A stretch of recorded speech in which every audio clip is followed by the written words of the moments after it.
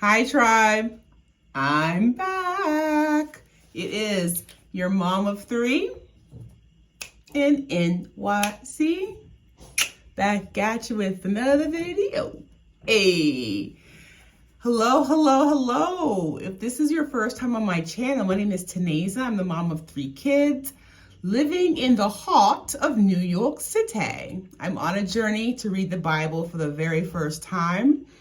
And I'm just so thankful that you clicked on this video. Hopefully you enjoy it. And if you like my content, please feel free to subscribe and you'll be a part of my YouTube family, Taneza's Tribe.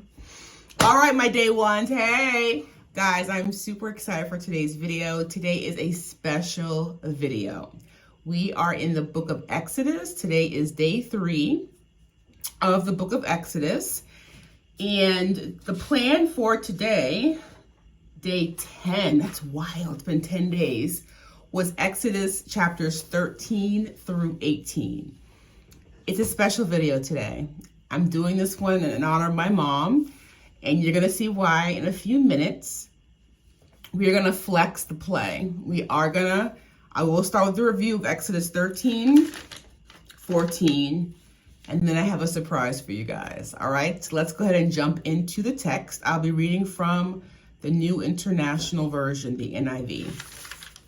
All right. So chapter 13 was split into 2 parts. The first part, the Lord gives Moses the direction to consecrate. Another word for consecrate is dedicate every firstborn male, both man and animal. In chapter 13, verse 11, he says, after the Lord brings you into the land of the Canaanites and gives it to you, as he promised on oath to you and your forefathers. Verse 12, you are to give over to the Lord the first offspring of every womb. All the firstborn males of your livestock belong to the Lord. Redeem with the lamb every firstborn donkey, but if you do not redeem it, break its neck. Redeem every firstborn among your sons. And then the second part of chapter 13, the Lord led the Israelites as they left Egypt. By day, he was a pillar of cloud. By night, he was a pillar of fire. Verse 22, neither the pillar of cloud by day nor the pillar of fire by night left its place in front of the people. How faithful is the Lord. Chapter 14. I have my notes. That hard-hearted Pharaoh changed his mind. And I put rolling eye emoji. Once Pharaoh realized that all of the slave labor he lost when agreeing to let the Israelites leave, he chased after them. Remember, 600,000 men. So with the women and kids, millions of people. He took 600 chariots, all other chariots, officers on all. Verse 8, the Lord hardened the heart of Pharaoh, king of Egypt, so that he pursued the Israelites who were marching out boldly. In verse 9, the Egyptians, all Pharaoh's horses and chariots, horsemen and troops, pursued the Israelites and overtook them as they camped by the sea near Pi-hahiroth, opposite Baal-zephon.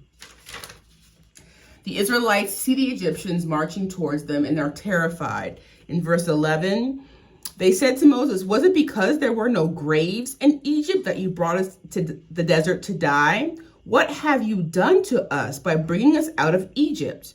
In verse 12, didn't we say to you in Egypt, leave us alone, let us serve the Egyptians? It would have been better for us to serve the Egyptians than to die in the desert. Moses answers them in verse 13, do not be afraid. Stand firm and you will see the deliverance of the Lord will bring you today. The Egyptians you see today, you will never see again. In verse 14, the Lord will fight for you. You need only to be still. And that, guys, is the title of today's review. The Lord will fight for you.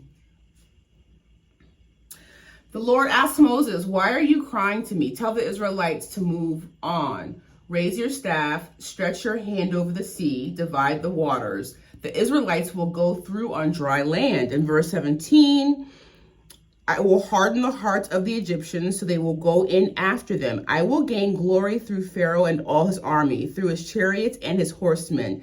Verse 18, the Egyptians will know that I am the Lord when I gain glory through Pharaoh, his chariots, and his horsemen. So the angel of God and the pillar of cloud moved from in front of the Israelites and went behind them. They separated the Israelite army and the Egyptian army. In verse 20, coming between the armies of Egypt and Israel, throughout the night, the cloud brought darkness to the one side and light to the other side. So neither went near the other all night long. And guys, at this point, I begin to think of this movie that I used to watch every Easter Sunday called The 10 Commandments. It was my mother's favorite movie of all time. If you're not familiar with it, it was a huge blockbuster in 1956. At the time, it was the most expensive movie ever made. It starred Yul Brynner and Charlton Heston. And I don't know, I was missing my mom today, and I just wanted to share this with you guys. And so do you guys remember in school when like the teacher would surprise you with like no assignment and you guys would like play 7-Up instead?